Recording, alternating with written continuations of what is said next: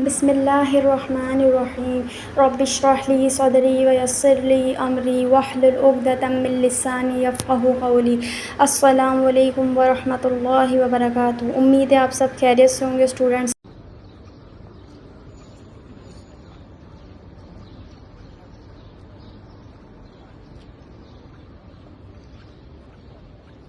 ہم نے جو حضرت داؤد علیہ السلام کی بشارت والا چیپٹر سٹارٹ کیا تھا، تو میں کچھ امپورٹنٹ بات بتانا رہ گئی تھی۔ جب حضرت داؤد علیہ السلام کا ذکر آئے، اتنی بڑی ہستی کا ذکر آئے اور ہم لوگ ان کے بارے میں کچھ بات ڈسکس نہ کریں، ایسا ہمارے لیے اب سمجھے بہت بری بات ہو گئی ہے۔ اچھا، آپ لوگ اگر انشاءاللہ یہ والی ویڈیو دیکھ رہے ہیں نا، اور میں جو تھوڑے بہت پوائنٹ بتاؤں گی، آپ اگر یاد رکھیں گے، اس کو اپنے مائنڈ میں رکھیں گے، جب بھی حضرت داؤد علیہ السلام کا ذکر آئے گا، آپ کو یہ 3-4 چیزیں کلک کرنی چاہیے اپنے مائنڈ میں۔ سب سے پہلے آپ کو یہ چیز کلک کرنی چاہیے کہ حضرت داؤد علیہ السلام پہ سب کو معلوم ہے توریت نازل ہوئی تھی۔ اچھا، اس کے بعد آپ کو یہ پتہ ہونا چاہیے حضرت داؤد علیہ السلام جو ہے نا، ان کی جو آواز تھی، اللہ تعالیٰ نے ان کی آواز میں بہت زیادہ سر دیا تھا، اس طریقے سے کہ اگر جب بھی وہ گنگناتے تھے تو جو پرند ہوتے تھے وہ سب ٹھہر جاتے تھے، سب رک جاتے تھے سننے کے لیے۔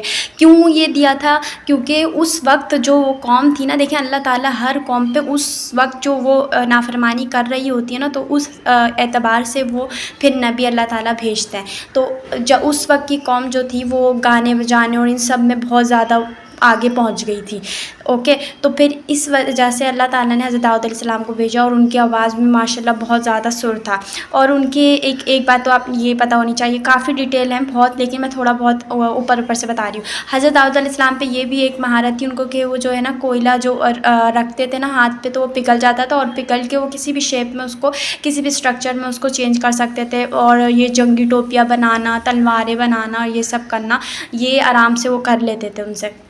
اور ایک یہ چیز اور آپ کو یہ بھی معلوم ہونا چاہیے کہ حضرت داؤد علیہ السلام اور آپ صلی اللہ علیہ وسلم، یہ 2 واحد ہستی ہیں جو، یا واحد نبی ہیں جو اپنے کندھوں پر تلوار اٹھاتے تھے۔ اوکے، اور اتنی مضبوط ہوتی تھی پہلے کی تلواریں، یہ یاد رکھیں۔ اس کے بعد یہ دو میں نے آپ کو کرامات بتا دی نا، کہ لوہے کو پگھلانا، ان کی آواز بہت سریلی تھی۔ اس کے بعد جو عبادت کرتے تھے نا، مطلب 3 چیزوں میں تو بہت حد سے گزر جاتے تھے۔ ایک عبادت میں حد سے گزر جاتے تھے اللہ کی، دوسری انہوں نے شادیاں بہت زیادہ کی، مطلب شادیاں انہوں نے، کہیں آتا ہے، کئی علماء بیان کرتے ہیں 100 کری تھی، کئی بتاتے ہیں مطلب بہت زیادہ کی تھی۔ اس وقت تو یہ نہیں تھا نا کہ ابھی قرآن پاک آئی تھی نا، مطلب قرآن پاک تو ابھی 1400 سال پہلے آئی ہے، تو اس وقت یہ تھا کہ کتنی بھی شادی کر لو، مطلب تو انہوں نے 100 سے پلس کی یا 100 کی، کچھ اس طریقے کا ہے، آپ لوگ دیکھ لیجئے گا، مطلب شادیاں بہت کی ہیں، ہر کتاب میں موجود ہوگا۔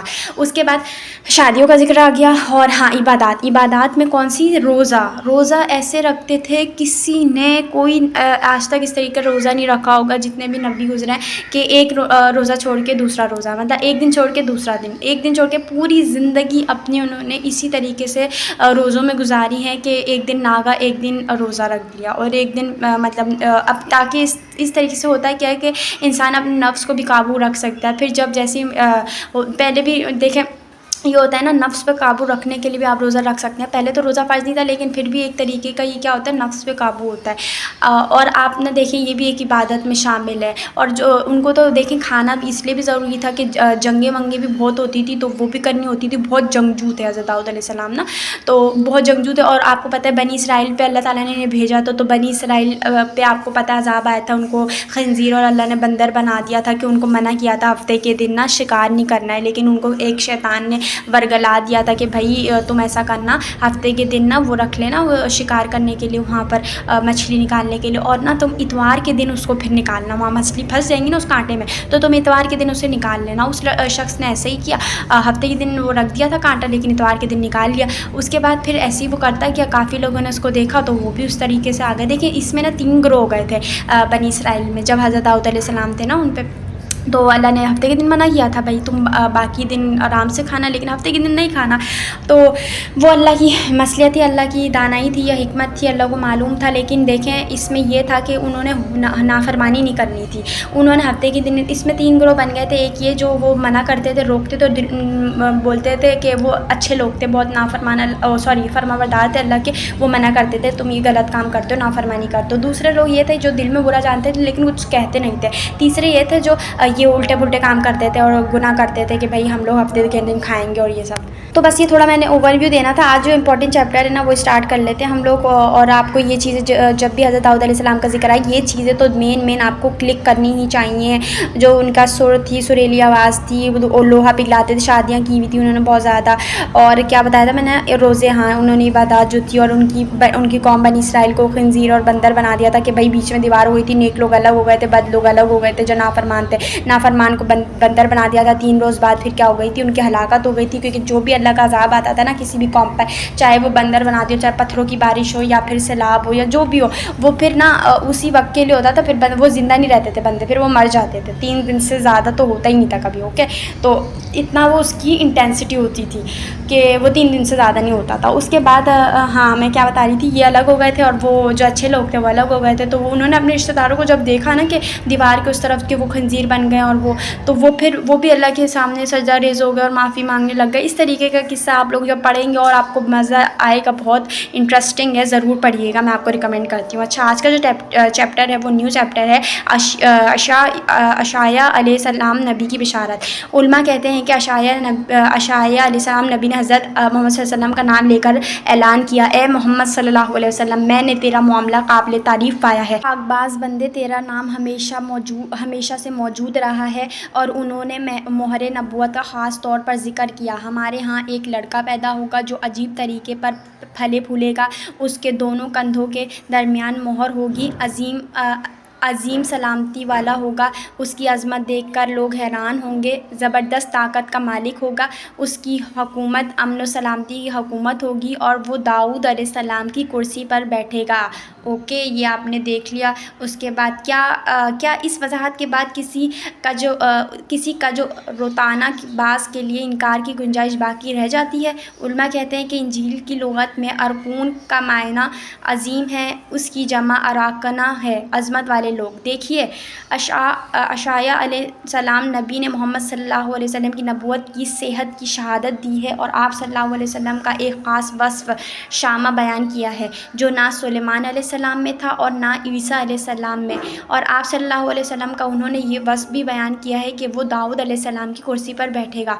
मतलब ये कि वो बनी इसराइल की नबूवत और हुकूमत का वारिस होगा और उनसे सरदारी छीन लेगा। समझ आई कि वो जो बोला था ना अभी उन्होंने कि वो उनकी मतलब उस पर बैठेगा, उसी पर बैठेगा और उनसे उनकी सरदारी छीन लेगा बनी इसराइल से। कौन? हज़रत मोहम्मद सल्लल्लाहु अलैहि वसल्लम, हज़रत दाऊद अलैहिस्सलाम की। और हज़रत दाऊद अलैहिस्सलाम को तो आपको पता ही है ना कि भाई वो बहुत बड़े, मैंने तो अब सब बता ही दिया था, सरदार भी थे और वो पहले सिपाही थे और तालूत के साथ उन्होंने जंग की थी, तो फिर अल्लाह ने उनको नबूवत दी थी। ठीक है, ऐसे था वो। जब आप पढ़ेंगे तो आपको मालूम हो जाएगा। अच्छा, हम कहाँ पर थे? कहते हैं कि अशाया अलैहिस्सलाम ने अपनी ख़बर में कहा है, मुझे हुक्म हुआ है कि खड़े हो जाओ और देखो क्या देखते हो। मैंने कहा मैं इधर आते हुए 2 सवार देख रहा हूँ। एक गधे पर सवार है और दूसरा ऊँट पर। उनमें से एक दूसरे को कहता है, बाबुल के बुत और उनको पूजने वाले समंदर में गिर जा। देखें, बाबुल यहाँ पर एक शहर का नाम है, आपको मालूम हो तो। जब हज़रत जो सुलेमान अलैहिस्सलाम में उनकी हुकूमत ख़त्म हुई थी, तो बनी इसराइल जो है, जब हज़रत मूसा अलैहिस्सलाम की जब हुकूमत आई थी, तो आपको पता है समंदर में गर्क हो गए थे और वो सब चीज़ आपको मालूम होगा। उसके बाद फिर वो जो कौम में वो भटकती रही थी 400 साल तक, आई थिंक। हाँ, तो फिर उसके बाद क्या हुआ था कि वो शिफ्ट हो गई बाबुल, और इस तरीके से सब हुआ था। तो वहाँ पर एक बादशाह आया था, तो वो सारा उसका किस्सा बहुत लंबा डिटेल में, खैर ये उस शहर की बात हो रही है। ठीक है, बाबुल के बुत और उनको पूजने वाले समंदर में गिर जाए, ये बता दिया उन्होंने। उलमा कहते हैं कि गधे पर सवार मसीह अलैहिस्सलाम है और ऊँट पर सवार मोहम्मद सल्लल्लाहु अलैहि वसल्लम है। और आप सल्लल्लाहु अलैहि वसल्लम ऊँट की सवारी के साथ जितने मशहूर हैं, उतने मसीह अलैहिस्सलाम गधे की सवारी के साथ मशहूर हैं। और मोहम्मद सल्लल्लाहु अलैहि वसल्लम की वजह से बाबुल के बुत गिरे। ओके, मतलब उन्होंने गिराए बाबुल के बुत, फिर आकर जो बुत की पूजा करते थे वो लोग उस एरिया में। अब ये चैप्टर हमारा एंड हो गया है। इंशाल्लाह हम जो नेक्स्ट चैप्टर पढ़ेंगे वो होगा जो फसल है, जो बोलते हैं, आप कल ही देखिएगा। ओके, उम्मीद है वीडियो अच्छी लगी होगी। अच्छी लगी तो प्लीज़ चैनल को सब्सक्राइब, वीडियो को लाइक, सदके जारिया के तौर पर शेयर करें। अल्लाह हाफ़िज़।